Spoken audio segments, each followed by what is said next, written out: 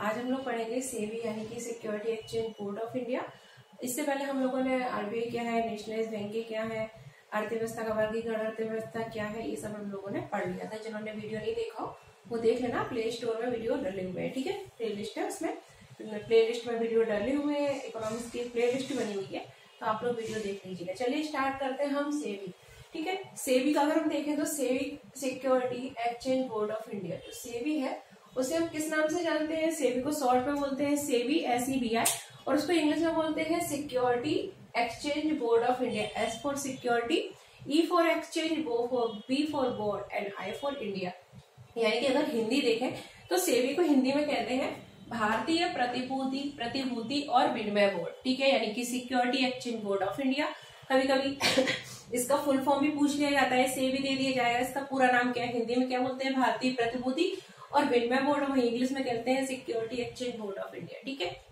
अब देखो, जो सेबी थी ना, उसके सबसे पहले उसकी जो स्थापना हुई थी, कब हुई थी? 12 अप्रैल 1988 में हुई थी। कब हुई थी? 12 अप्रैल 1988 में हुई थी, ठीक है। किसने की थी? भारत सरकार ने की थी, ठीक है।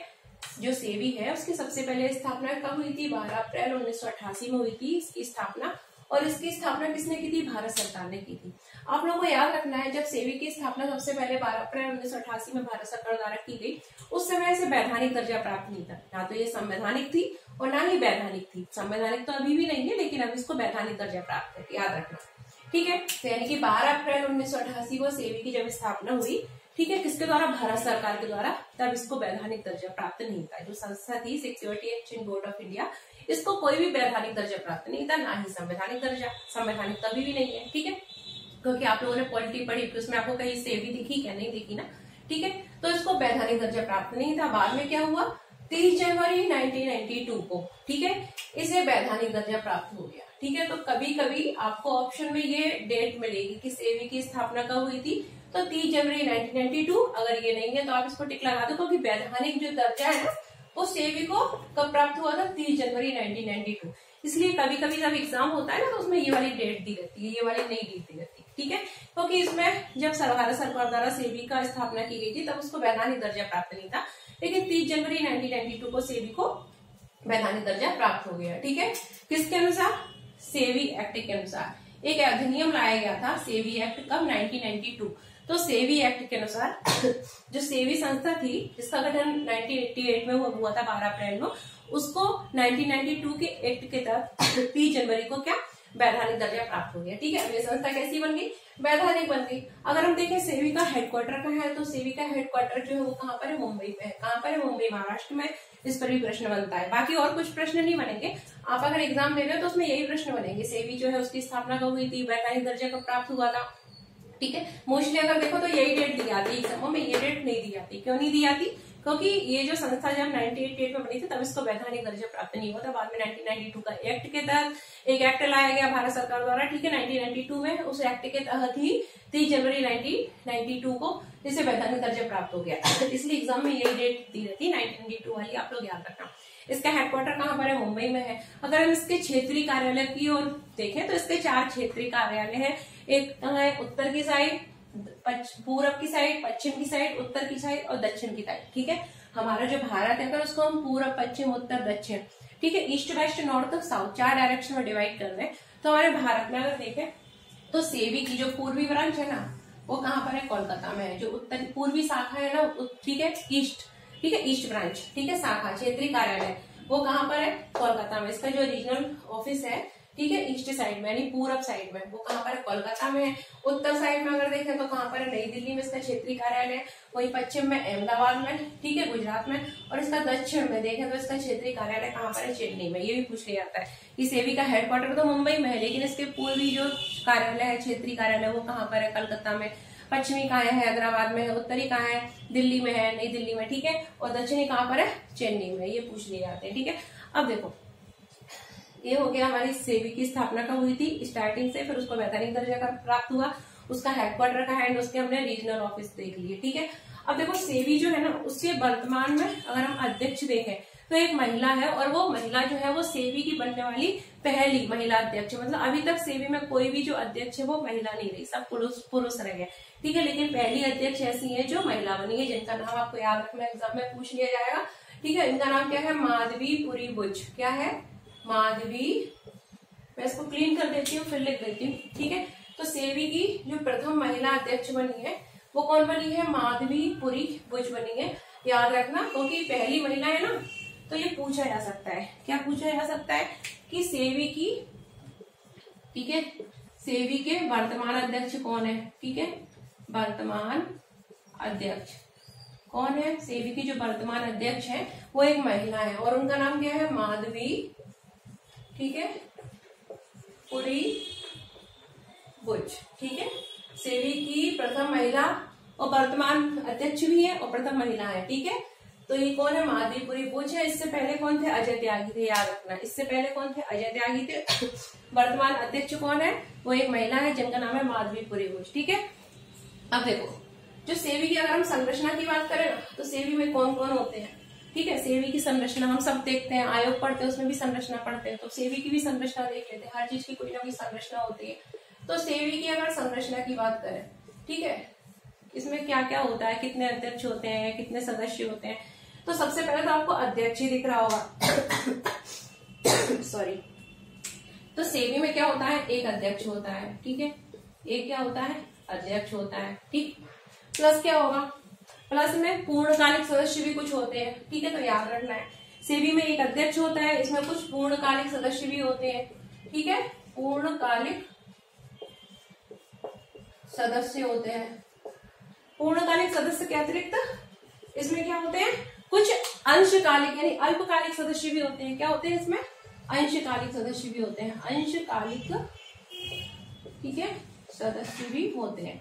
ठीक है, तो अगर हम देखें सेवी की संरचना, तो इसमें क्या होता है?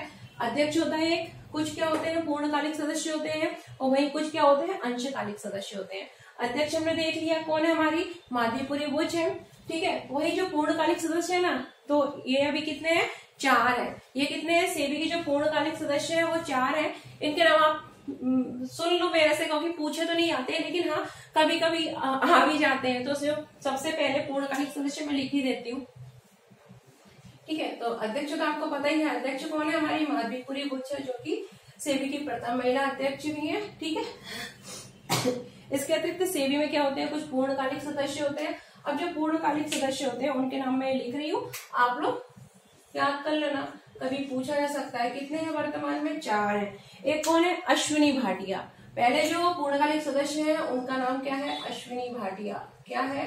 अश्विनी भाटिया। ठीक है, पहले पूर्णकालिक सदस्य है जिनका नाम क्या है? अश्विनी भाटिया है। ठीक है, सेकंड है, उनका नाम है अनंत नारायण। याद रखना, नारायण। ठीक है, विष्णु जी। अनंत नारायण गोपाल। ठीक है, याद रखना। ठीक है, अनंत नारायण गोपाल कृष्णन। ठीक है, अनंत नारायण गोपाल कृष्णन। तो जो सेवी है ना, उसमें क्या है? 4 पूर्णकालिक सदस्य है। पहले कौन है? अश्विनी भाटिया है। दूसरे कौन है? अनंत नारायण गोपाल कृष्णन है। वहीं अगर तीसरे सदस्य की बात करें ना, तो तीसरे सदस्य है अमरजीत सिंह। कौन है? अमरजीत सिंह। ठीक है, कितने हो गए? 3 हो गए, एक और बचे। याद रखना, पहले कौन है? अश्विनी भाटिया। दूसरे कौन है? अनंत नारायण। ठीक है, गोपाल कृष्णन। ठीक है, कौन है? अनंत नारायण गोपाल कृष्णन।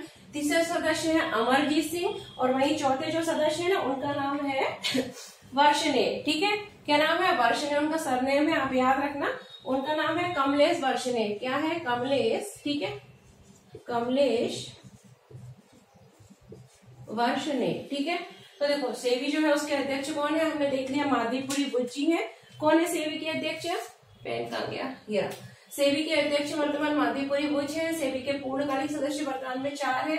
अश्विनी भाटिया, अनंत नारायण गोपाल कृष्णन, अमरजीत सिंह और कमलेश वर्षने। ठीक है, कौन है? अश्विनी भाटिया, अनंत नारायण गोपाल कृष्णन, अमरजीत सिंह और कमलेश वर्षने। क्या है? ये 4 पूर्णकालिक सदस्य है। वही सेवी में अल्पकालिक सदस्य भी होते हैं, ये इतने पूछे नहीं आते, पूर्णकालिक तक ही पूछा जाता है, तो वही याद रखो, फालतू का कुछ याद करने से मतलब नहीं है। ठीक है, तो ये होगी सेवी की संरचना। उसमें क्या होता है? एक अध्यक्ष होता है, पूर्णकालिक सदस्य होते हैं, अल्पकालिक सदस्य होते हैं। ठीक है, ठीक, वर्तमान में कौन है? माधवीपुरी बुच है और जो पूर्णकालिक सदस्य है वो कौन है? अश्विनी भाटिया है, अनंत नारायण गोपाल कृष्णन है, अमरजीत सिंह है और क्या है? कमलेश वर्षने। ठीक है, अब देखो एक एक्ट आया गया था, कब? 2002 में। ठीक है, इसको बोलते हैं सेवी संशोधन अधिनियम। ठीक है। पहले सेबी एक्ट कब आया, हमने देखा था 1992 में, उसके तहत ही सेबी को वैधानिक दर्जा प्राप्त हुआ। फिर 2002 में इसमें क्या हुआ, संशोधन हुआ था। ठीक है, तो सेबी संशोधन अधिनियम 2002 के नाम से जानते हैं। और ये संशोधन कब हुआ था, 19 अक्टूबर 2000। जो संशोधित अधिनियम था ये कब से लागू है, 19 अक्टूबर 2002 से लागू है। ठीक है, तो बाकी सेबी में कुछ नहीं पूछा जाएगा, जो पूछा जाएगा मैंने बता दिया। इसके बाद हम लोग देखते हैं नेशनल स्टॉक एक्सचेंज। हमारा अगला टॉपिक जो है ना वो क्या है, नेशनल स्टॉक एक्सचेंज। ठीक है, तो मैं इसको क्लीन कर देती हूँ, उसके बाद हम लोग आगे बढ़ेंगे नेशनल स्टॉक एक्सचेंज। ठीक है, तो अब हम लोग पढ़ेंगे क्या, हमारा नेशनल स्टॉक एक्सचेंज। ठीक है, नेशनल स्टॉक एक्सचेंज NSE। ठीक है, तो देखो नेशनल जो स्टॉक एक्सचेंज होता है ना उसको हम क्या बोलते हैं, उसका अगर हम नाम देखें तो कभी पूछ लिया जाता है कि NSE का फुल फॉर्म क्या है। तो NSE का जो फुल फॉर्म है वो क्या है, नेशनल स्टॉक एक्सचेंज। ठीक है, नेशनल स्टॉक एक्सचेंज। ठीक है, और ये जो NSE है ना ये क्या है, भारत का सबसे बड़ा स्टॉक एक्सचेंज है। भारत का क्या है, सबसे बड़ा स्टॉक एक्सचेंज है। अब देखो आप लोग सोच रहे होंगे कि स्टॉक एक्सचेंज आखिर होता क्या है।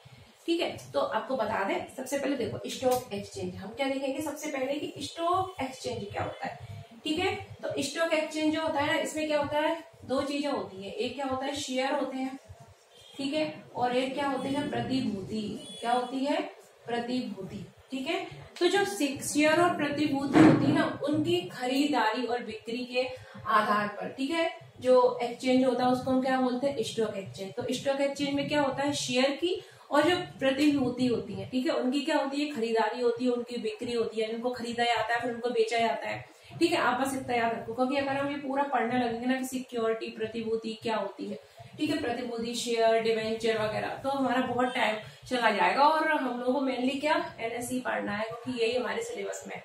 ठीक है, वो मैं कभी आपको अच्छे से बाद में पढ़ा दूंगी कि स्टॉक एक्सचेंज क्या है। अभी आपको सिर्फ नेशनल स्टॉक एक्सचेंज देखना है। तो स्टॉक एक्सचेंज में क्या होता है, स्टॉक एक्सचेंज जो होता है जिसमें शेयर और जो प्रतिभूति होते हैं ना, ठीक है, उनकी क्या होती है, खरीदारी और बिक्री होती है। ठीक है, बस इतना याद रखना। और हमको मेनली पढ़ना क्या है, नेशनल स्टॉक एक्सचेंज। ठीक है, और ये जो नेशनल स्टॉक एक्सचेंज है ये भारत का सबसे बड़ा स्टॉक एक्सचेंज है। किसके आधार पर, प्रतिदिन होने वाले जो व्यापार के आधार पर। ठीक है, जिसमें क्या होता है, शेयर और प्रतिभूति की खरीदारी बिक्री होती है, उसके आधार पर भारत का सबसे बड़ा स्टॉक एक्सचेंज है। इसकी स्थापना की बात करें तो इसकी स्थापना कब हुई थी, 1992 में हुई थी। याद रखना, इसकी जो स्थापना हुई थी वो कब हुई थी, 1992 में हुई थी, पूछ लिया जाता है। ठीक है, और सेबी की भी कब हुई थी, 1992 के एक्ट के तहत 30 जनवरी 1992 को उसको वैधानिक दर्जा दिया गया था। याद रखना, ठीक है। अब इसका हेडक्वार्टर है वो कहाँ पर है, मुंबई में है। कहाँ पर है इसका हेडक्वार्टर, मुंबई में है। सेबी का भी हेडक्वार्टर कहाँ था, मुंबई में था। ठीक है, इसका भी हेडक्वार्टर कहाँ है, मुंबई में। याद रखना। अब इसका एक इंडेक्स है जिसको हम बोलते हैं सूचकांक। ठीक है, जो नेशनल स्टॉक एक्सचेंज है ना, ठीक है, इसका एक सूचकांक है, पूछ लिया जाता है। उस सूचकांक का नाम है निफ्टी 50। ठीक है, क्या नाम है, NIFTY और 5050। तो निफ्टी 50 जो है वो किसका सूचकांक है, पूछा जाएगा। ठीक है, तो आपको टिक किस पे लगाना है, नेशनल स्टॉक एक्सचेंज का एक सूचकांक है जिसको कि हम निफ्टी 50 के रूप में जानते हैं। ठीक है, तो नेशनल स्टॉक एक्सचेंज जो है वो भारत का सबसे बड़ा स्टॉक एक्सचेंज है। प्रतिदिन होने वाले जो शेयर और जो प्रतिभूति होती है उनकी खरीद बिक्री के आधार पर, ठीक है, प्रतिदिन होने वाले व्यापार के आधार पर इसकी स्थापना कब हुई थी, इसकी स्थापना 1992 में हुई थी। ठीक है, इसका हेडक्वार्टर कहाँ पर है, मुंबई में है। और इसका एक सूचकांक है काफी फेमस जिसको हम बोलते हैं निफ्टी 50। ठीक है, तो ये हो गया हमारा आज NSE और सेबी। इसके बाद हमारा कल जो वीडियो होगा उसमें हम पढ़ लेंगे नॉन बैंकिंग फाइनेंशियल इंस्टीट्यूशन। ठीक है, कौन कौन से, जैसे नाबार्ड है, ठीक है, ये सब जो है उनके बारे में देख लेंगे हम। उसके बाद एक और लास्ट यानी 2 वीडियो में हमारा इकोनॉमी कंप्लीट हो जाएगा। उसके बाद कुछ और टॉपिक स्टार्ट करेंगे। ठीक है, तो चलिए देखते हैं, मिलते हैं। और आप है ना वीडियो को लाइक तो जरूर करना और शेयर सब्सक्राइब भी करना। ठीक है, चलो बाय।